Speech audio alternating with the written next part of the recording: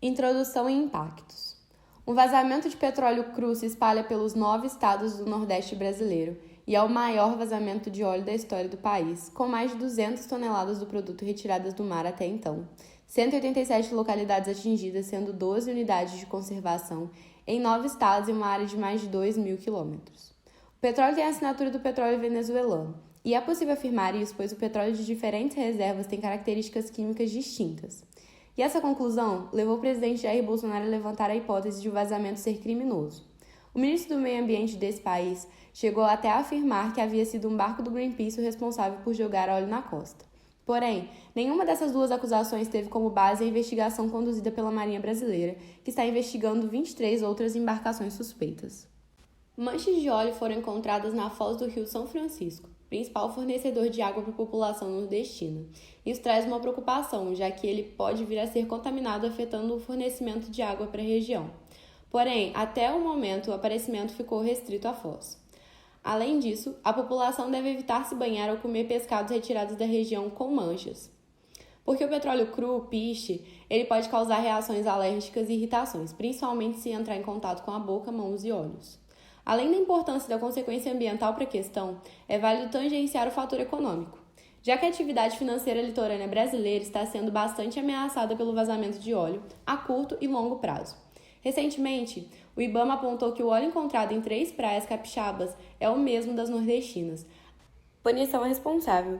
Segundo o trecho da matéria do G1, Zanella explica que existem duas diferenças na responsabilização desse caso, civil e criminal. No caso da responsabilização civil, o objetivo do Brasil será buscar indenização para cobrir todos os danos econômicos e ambientais de curto e longo prazo provocados pelo vazamento.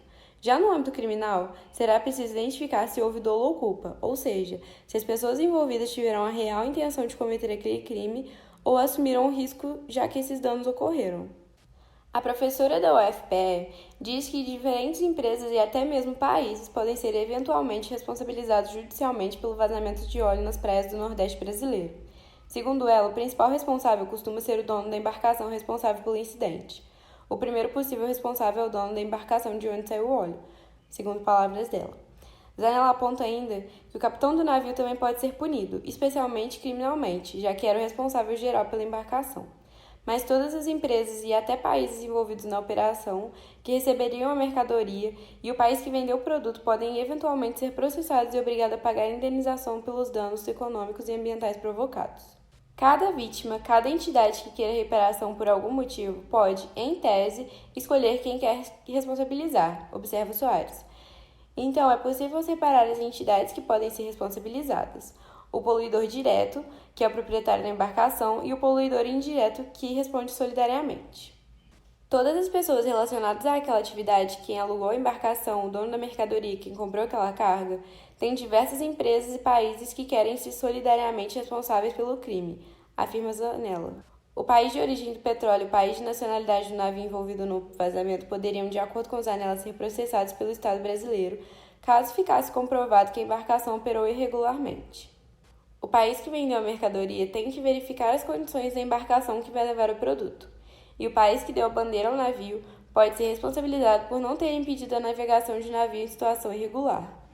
Soares lembra ainda que a Convenção das Nações Unidas sobre o Direito do Mar, de 1982, estabelece que um país tem poder e dever de controle sobre suas embarcações e que, eventualmente, se alguma embarcação não estiver apropriada para carregar uma carga, é possível considerar que o país pode ter falhado na fiscalização da embarcação. Qual a atitude dos órgãos responsáveis do governo? Enquanto o governo não toma as medidas necessárias, a situação piora.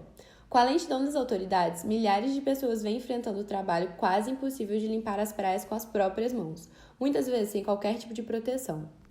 Há questões que se levantam, como: qual é, no entanto, a atribuição de cada órgão em um incidente como esse? Quem é responsável por limpar as praias, de investigar o vazamento e denunciar os responsáveis? Em seu artigo 20, a Constituição cita, entre os bens da União, as praias marítimas e os terrenos da Marinha e seus acrescidos. Terrenos da Marinha acrescidos são as áreas localizadas numa faixa de 33 metros, contadas a partir do mar em direção ao continente, assim como as margens de rios e lagoas que sofrem a influência de marés. Para Monique Checker, procuradora do Ministério Público Federal em Angra dos Reis, com a experiência em questões ambientais e incidentes menores em praias, como no caso de um comércio que joga lixo comum na areia, não é necessário acionar os órgãos da União. Mas a procuradora também afirma que, em casos de grande dimensão, como o do óleo no Nordeste, o papel dos órgãos estaduais e municipais é secundário. Quando há essa amplitude de dano, é flagrante a responsabilidade do governo federal, principalmente o Ministério do Meio Ambiente e o IBAMA, afirma. O advogado André Lima, ex-secretário do Meio Ambiente do Distrito Federal, diz ainda que cabe principalmente ao Ministério do Meio Ambiente organizar a resposta governamental ao desastre.